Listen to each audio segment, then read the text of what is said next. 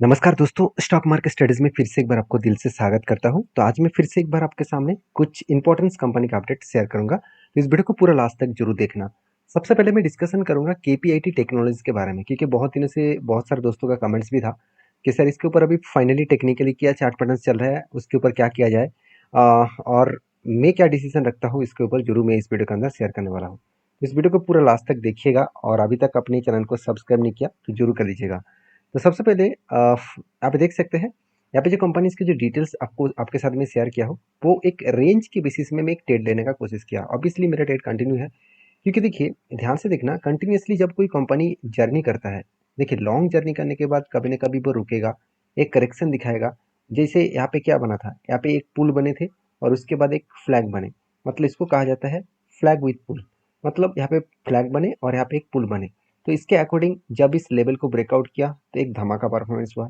और फिर से देखिए यहाँ पे एक चीज बना, यहाँ पे एक रेंज क्रिएट हुआ। तो यहाँ पे मतलब डाउ थ्योरी यूज किया गया। तो यहाँ पे डाउ थ्योरी की वाइज यहाँ पे देखिए एक रेंज क्रिएट हुआ। जैसे फर्स्ट टाइम यहाँ पे क्या बना, एक सपोर्ट बना और यहाँ पे एक्चुअली यहाँ पे एक रेजिस्टेंस बना, रेजिस्टेंस वन, और यहाँ पे क्या बना, सपोर्ट वन। सेकेंड टाइम फिर से यहाँ पे रेजिस्टेंस टू बने और यहाँ पे क्या बने, सपोर्ट टू। तो यही दो चीज मुझे चाहिए था, फर्स्ट एक रेजिस्टेंस और दूसरा एक सपोर्ट, तीसरा एक रेजिस्टेंस और चौथा एक सपोर्ट। तो चार बार अगर इस तरीके से सिचुएशन क्रिएट करे और फाइनली अगर ऊपर जाकर उस लेवल को ब्रेकआउट करे, तो सोचना वो फाइनली ब्रेकआउट एक अच्छा खासा ब्रेकआउट माना जाता है। तो ब्रेकआउट तो हुआ, ब्रेकआउट होने के बाद कंपनी रिटेस्ट भी किए और उसके बाद देखिए क्या हुआ, थोड़ा थोड़ा करके नीचे आए और इस नीचे सपोर्ट लेवल के फिर से टच करने का कोशिश कर रहे हैं। जो सपोर्ट लेवल निकल के आ रहा है करीबन 1646 के आसपास। तो कुछ इस तरीके से लेवल्स देखने को मिला और मुझे लगता है इस सपोर्ट को एक बार रिटेस्ट तो जरूर करेगा, क्योंकि कोई भी कंपनी अगर उसका हाई लेवल को ब्रेकआउट करते हैं तो एक ना एक बार वो सपोर्ट को जरूर टेस्ट करेगा। टेस्ट करने के बाद वो बाउंस बैक कर सकते हैं। एक बड़े इंस्टीट्यूशन ने इस कंपनी के ऊपर टारगेट रखा करीबन 2153 के आसपास। तो देखिए वो टारगेट उनका था, वो टारगेट जाएगा कि नहीं जाएगा वो मुझे पता नहीं। मैं हमेशा मेरे टारगेट को फॉलो करके चलता हूँ और मैं जिस तरीके से इस डाउ बॉक्स के थ्योरीज के हिसाब से मैंने ट्रेड लिया, उसके अकॉर्डिंग मैं हमेशा इस तरीके से ट्रेड में 1:3 रेशियो का टारगेट रखकर चलता हूँ। तो ये रिक्सी गेम जरूर है, क्योंकि इस तरीके से रिक्स में बहुत सारे बार मुझे लॉसेस भी हुआ, मगर ज़्यादा से टाइम मुझे प्रॉफिट भी हुआ। और मुझे इस तरीके से ट्रेड ज़्यादा अच्छा लगता है इसीलिए, क्योंकि अगर मुझे कोई मान के चले मैंने 10 ट्रेड लिया और उनमें से अगर मेरा 5 ट्रेड भी लॉसेस हुआ तो भी मैं प्रॉफिटेबल रहूंगा, क्योंकि मेरा 5 ट्रेड में एक मतलब 1% का अगर लॉस हो तो 5% का लॉस होगा। और उसी तरीके से अगर बाकी 5 कंपनी के ऊपर 3% का प्रॉफिट हो तो 15% का मुझे प्रॉफिट मिल जाएगा। तो इसी तरीके से स्ट्रैटेजीज को मैं फॉलो करके काम करता हूँ। तो अगर आप भी इस तरीके से स्ट्रैटेजीज को जानना चाहते हैं, सीखना चाहते हैं, तो चैनल को सब्सक्राइब करिए। मेरा कोई पेड कोर्स नहीं है, जो कुछ सीखना है आपको इस चैनल के माध्यम से सीखना पड़ेगा। तो सीखते रहिए और सीखने के बाद ही काम करिए, क्योंकि विदाउट मतलब ट्रेनिंग, मतलब किसी के पास से ना जानकारी लेकर आप ब्लाइंडली किसी कंपनी के ऊपर काम करना चाहेंगे तो बुरी तरीके से आप फंस सकते हैं। तो बाकी देखिए ये आपकी मर्जी है, क्योंकि पैसा आपका है, आप किस तरीके से उसको हैंडल करेंगे वो आपके ऊपर डिपेंड करेगा। तो बेसिकली इस कंपनी के ऊपर मैंने ट्रेड लेने के पीछे दो रीज़न रखा। मैंने इस तरीके से ट्रेड लेने के पीछे एक ही रीज़न है, कंपनी के ऊपर हर साल मुझे एक सॉलिड यहाँ पे रेवेन्यूज ग्रोथ एंड हर साल में मुझे सॉलिड एक प्रॉफिट को देखने को मिला। इस कारण की वजह से मैंने इस कंपनी के ऊपर डिसीजन लिया। दूसरी पॉइंट्स ये भी है कि कंपनी के ऊपर जो इन्वेस्टर है, अगर उसको देखा है तो इन्वेस्टर इस कंपनी के ऊपर बहुत ज़्यादा ट्रस्ट करते हैं। जैसे एफ ने भी खुद के होल्डिंग को बढ़ा दिया, 15% होल्डिंग को 22% कर दिया और डीएस ने 10% होल्डिंग को 16% कर दिया। मतलब अच्छा खासा होल्डिंग इस कंपनी के ऊपर कंटिन्यू किया जा रहा है। तो आपके क्या व्यू है, आपके क्या ओपिनियन है, जरूर मुझे कमेंट्स करके बताना। तो नेक्स्ट जो कंपनी है उसके बारे में बात करूँ तो उसका नाम है एस्ट्रल लिमिटेड, क्योंकि एस्ट्रल लिमिटेड के ऊपर बात करना बहुत ज़रूरी है। क्योंकि एस्ट्रल के ऊपर अगर चार्ट को देखूँ तो एस्ट्रल में एक भारी भरकम फॉल देखने को मिला और लोगों का बहुत ज़्यादा कमेंट्स आ रहा है कि इस फॉल के कारण कहाँ तक गिर सकते हैं।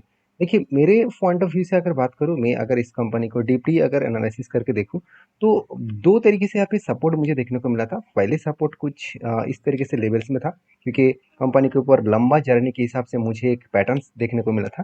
पहले कप बने, उसके बाद 3 बार यहाँ पे हैंडल, सॉरी 4 बार यहाँ पे हैंडल बने और फाइनली यहाँ पे ब्रेकआउट भी हुआ।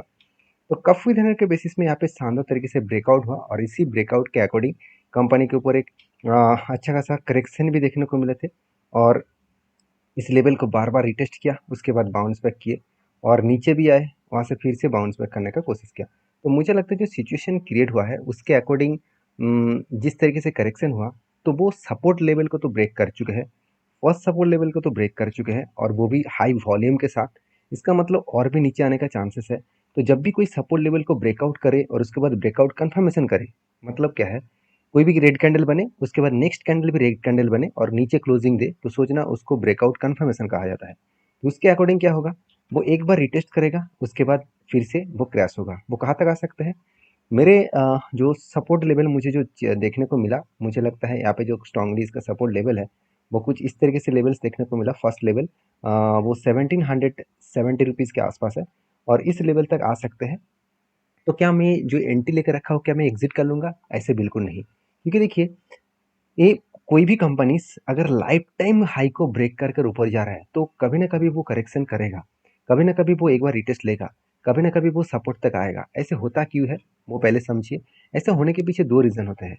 पहले रीज़न, कंपनी का फंडामेंटल फाइनेंशियल और क्वार्टरली रिजल्ट भी एक इम्पैक्ट ले आते हैं। दूसरी पॉइंट्स, बड़े प्लेयर्स को अगर एंटर करना है तो वो इस जगह पे मान के चलिए कुछ क्वांटिटी एडिंग किया, तो उसके बाद ऊपर गया, फिर से नीचे आया, मतलब कि बाकी क्वांटिटीज वो ऐड करने के लिए नीचे लेके आए। तो बड़े बड़े इन्वेस्टर इसी तरीके से काम करते हैं। तो आपको यहाँ पे चिंता करने का जरूरत नहीं है कि हाँ चलो कंपनी गिर रहा है तो बहुत बड़ा क्रैश हो जाएगा। ऐसे बिल्कुल नहीं, क्योंकि कंपनी की जो परफॉर्मेंस है उसको अगर ओवरऑल देखा जाए तो कंपनी में, देखिए मैं पहले ही बोल चुका हूँ, क्वार्टर में कुछ करेक्शन देखने को मिला है, शायद इसीलिए कंपनी के ऊपर गिरावट हो रहा है। हाँ, प्रॉफिट में भी अच्छा खासा करेक्शन है, 180 से लेकर 120 बने। मतलब ओवरऑल बात करो कंपनी के ऊपर एक प्रेशराइज है, जिसके कारण कंपनी के ऊपर धीरे धीरे करके करेक्शन देखने को मिला है। तो मैं एस्ट्रल के ऊपर एक ही बात कहना चाहूँगा कि एस्ट्रल कोई ऐसा वैसा कंपनी है नहीं। इंडिया के second largest plastic product and plastic pipe बनाने वाला कंपनी है। सिर्फ पाइप्स नहीं, पाइप्स के जितने सारे फिटिंग्स होते हैं, साथ ही साथ टैंक्स वगैरह, वाटर टैंक्स वगैरह सब कुछ कंपनी बनाता है। तो बेसिकली इस कंपनी के ऊपर मैं ज़्यादा से ज़्यादा ट्रस्ट करता हूँ, क्योंकि इंडिया के सेकंड लार्जेस्ट कंपनी है। सुप्रीम के बाद अगर किसी कंपनी का नाम देखने को मिला वो है एस्ट्रल, क्योंकि बाकी कंपनी का मार्केट का बहुत दूर दूर तक है। क्योंकि एस्ट्रल का मार्केट का 51,000 करोड़ है और बाकी कंपनी के देखिए 19,000 करोड़, 9,000 करोड़, 7,000 करोड़, मतलब बहुत दूर दूर तक नाता नहीं है। तो इसको पहुंचने के लिए बहुत टाइम लग जाएगा। तो इसीलिए मैं इस कंपनी को बहुत ज़्यादा ट्रस्ट करता हूँ। देखिए क्लास में जो व्यक्ति, मतलब जो स्टूडेंट फर्स्ट होते हैं और जो जो स्टूडेंट सेकंड होते हैं, दोनों में ज़्यादा डिफरेंस नहीं होता है। कभी ना कभी वो सेकंड स्टूडेंट फर्स्ट स्टूडेंट को क्रॉस ओवर कर सकते हैं। तो कहने का मतलब है, आप अगर कंपनी को भरोसा करते हैं, अगर कंपनी के ऊपर अगर आपको ट्रस्ट है, तो उस कंपनी के ऊपर आप कंटिन्यू जरूर करिए। देखिए मेरे वीडियो देखकर आप किसी भी बाई सेल का रिकमेंडेशन के हिसाब से मत लीजिए, क्योंकि मेरे ओपिनियन यही है कि मैं आपको मेरे इतने साल के एक्सपीरियंस आपके साथ शेयर कर पाऊँ। अगर आप बिगिनर हैं तो मेरे वीडियोस को जरूर डिटेल्स में देखिए। अगर आपके एक्सपीरियंस हो चुके हैं, बहुत सालों के एक्सपीरियंस है, तो आप आपके हिसाब से काम करिए, अगर आप सक्सेसफुल है तो देखिए मैं सारे वीडियोस इसी तरीके से आपके साथ शेयर करता रहूँगा। और वीडियो अच्छा लग रहा होगा तो प्लीज़ एक लाइक जरूर कर दीजिएगा। नेक्स्ट जो कंपनी उसका नाम है पॉलीकैब लिमिटेड। तो Polycab India limited basically 1 lakh crore के आसपास मार्केट कैप से भी ज़्यादा हो गया था, अभी 1 लाख करोड़ से भी नीचे आ गया। तो इसके पीछे एक रीज़न है, क्योंकि कुछ दिनों से पॉलीकैब के ऊपर एक प्रेशराइज बनता हुआ देखने को मिले, कंटिन्यूसली एक सेलिंग प्रेशर देखने को मिले।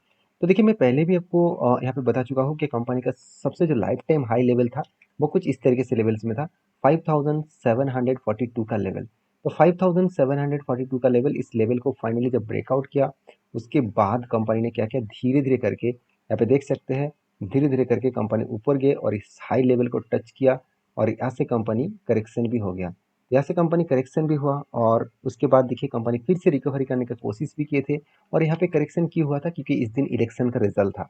उसके बाद फटाफट करेक्शन भी, रिकवरी भी किया और अचानक ये जो लेवल है 700 इस लेवल से इतना भारी भरकम करेक्शन क्यों हुआ। देखिए जेफरीज जो बड़े एक इंस्टीट्यूशन है, उन्होंने क्या कहा कि इस लेवल से उन्होंने एंट्री दिया था और टारगेट रखा था 7,120 रुपीज़ के आसपास। तो इस लेवल में जब भी टारगेट अचीव हुआ उसके बाद देखिए प्रॉफिट बुकिंग शुरू हो गया, क्योंकि देखिए जो वॉल्यूम है, ये वॉल्यूम कोई आम पब्लिक के वॉल्यूम नहीं है। मतलब आम पब्लिक सेलिंग कर रहे इतना बड़ा वॉल्यूम हो जाएगा, ऐसे होगा नहीं। तो जेफरीज ने यहाँ पे बाई किया था और इस जगह पे सेलिंग किया, तो जिसके चलते इतने बड़े सेलिंग देखने को मिला। तो आपको चीज़ों को समझना पड़ेगा कि हाँ अभी कंपनी कहाँ पे जाने वाला है। देखिए मैं यहाँ पे जो ट्रेन लाइन आपको ड्रॉ करके दिया हूँ, ये ट्रेन लाइन बहुत स्ट्रॉन्ग एक सपोर्ट जोन है, जो रेंज निकल कर है 6,443 के आसपास। तो इस तरीके से रेंज में देखा जाए तो कंपनी के ऊपर एक प्रेशराइज यहाँ पे जो मतलब बनता हुआ देखने को मिला था, बार बार इस जगह पे टेस्ट कर रहा है, बार बार देखिए, बार बार टेस्ट किया और उसके बाद देखिए बाउंस बैक किए, बार बार टेस्ट किया, बाउंस किया, बार बार टेस्ट किया, बाउंस किया। इसका मतलब इस जगह पे थोड़ा सा वो होल्ड करना चाहता है। और होल्ड करने के बाद वो ऊपर जाने का कोशिश करेंगे, क्योंकि बार बार जब भी इस लेवल को टच कर रहा है आप देख सकते हैं कुछ हैमर जैसे कैंडल पैटर्न क्रिएट हो रहा है। यहाँ पे भी हुआ, यहाँ पे भी हुआ, यहाँ पे भी हुआ।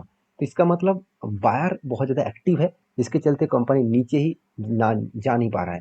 तो मुझे लगता है इस जगह से ऊपर जाने का चांसेस है, और जो जैफरीज ने जो टारगेट दिया था उस टारगेट को अगर ब्रेकआउट करे तो एक बड़ा धमाका हो सकता है, क्योंकि जैफरीज ने फिर से एक बार बड़ा एक टारगेट रखा। वो टारगेट रखा, फिर से एक बार एंटी और टारगेट दिया है वो 8417 के आसपास। तो मेरे पॉइंट ऑफ व्यू से मेरे कोई अभी कोई ट्रेड नहीं है, क्योंकि मैं अभी इसको कोई भी पैटर्न्स के बेसिस में ट्रेड मुझे नहीं मिला। हाँ, ज़रूर मैं पॉजिटिव देखता हूँ इस कंपनी के ऊपर। तो मुझे लगता है जब एक पैटर्न्स बनेगा तो मैं इसके ऊपर जरूर कंटिन्यू करने वाला हूँ। आपकी क्या व्यू है, आपकी क्या ओपिनियन है, जरूर मुझे कमेंट्स करके बता सकते हैं।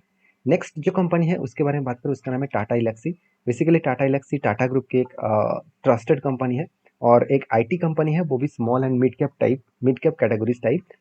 तो बेसिकली इस कंपनी के ऊपर जल्द से जल्द आपको 1:1 रेशियो का बोनस मिलने वाला है। तो जो लोग बोनस पाना चाहते हैं तो एक बार डीपली रिसर्च करें, उसके बाद काम करें। वीडियो अच्छा लगे तो प्लीज़ एक लाइक करिए, चैनल को सब्सक्राइब भी करिए। Thank you.